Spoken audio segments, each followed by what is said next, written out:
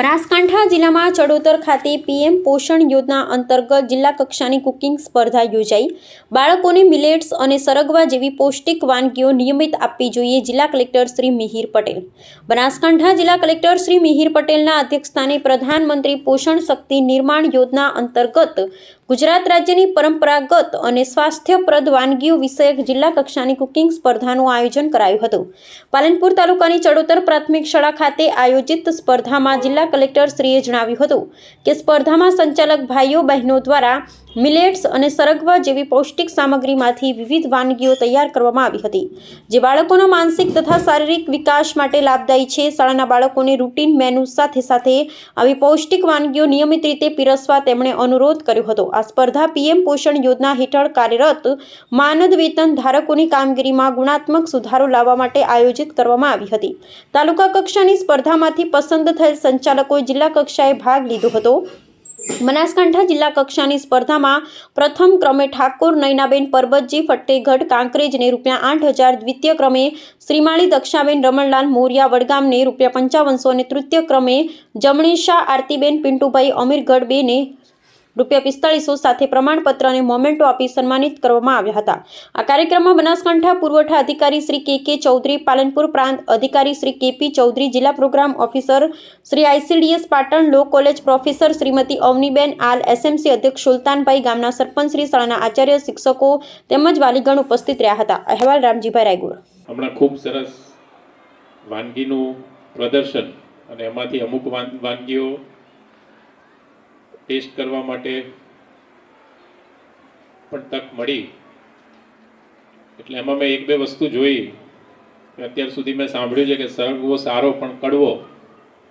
આજે આ બહેનોએ જે સરગવો ચખાડ્યો છે એ સારો અને પૌષ્ટિક તો છે, સાથે સાથે સ્વાદિષ્ટ પણ છે। ખૂબ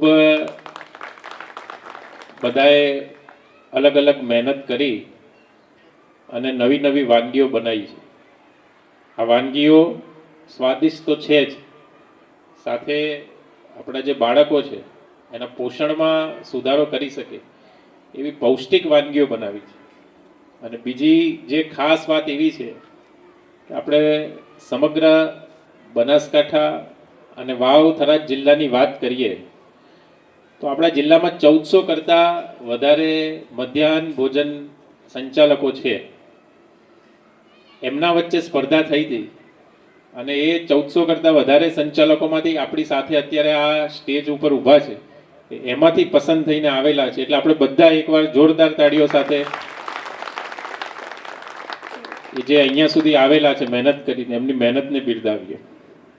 ખાસ આ જે વાનગીઓ બનાવવાની સ્પર્ધા છે એનું આપણે આયોજન કર્યું છે, તેમાં તમામ આપણા જે મધ્યાહન ભોજન સંચાલકો છે અને અહીંયા જિલ્લા પુરવઠા અધિકારીને પણ કહું છું કે તમે બધા આટલી મહેનત કરી અને આ જે વાનગીઓ છે એ બનાવીને અહીંયા સુધી લાવ્યા છો, તમારે મને ખાતરી આપવાની છે કે આ બધી વાનગીઓ તમે મોટા પ્રમાણમાં મોટા જથ્થામાં બનાવી અને તમારા જે સ્કૂલના બાળકો છે એ બાળકોને બી તમે ખવડાવજો, જેથી એમના પોષણમાં બી સુધારો થાય। અને તમારે એમને કહેવાનું છે કે આ અમે અહીંયા આગળ બનાવી હતી અને છેક અમે જિલ્લા કક્ષા સુધી જે જિલ્લા કક્ષાની વાનગી સ્પર્ધાનું આયોજન હતું ત્યાં સુધી અમે પહોંચ્યા છે। તો તમારે બધાએ મને ખાતરી આપવાની છે અને જિલ્લા પુરવઠા અધિકારીશ્રીને પણ આ કામ સોંપું છું કે આપણું જે રૂટીન મેન્યુ છે એના કરતાં ક્યારેક જે અલગ આ રીતે પૌષ્ટિક જે આહાર વધુ પોષણવાળો આહાર છે એ પણ આપણા બનાસકાંઠા જિલ્લાના તમામ બાળકોને મળે એવી આપ સૌને વિનંતી કરું છું।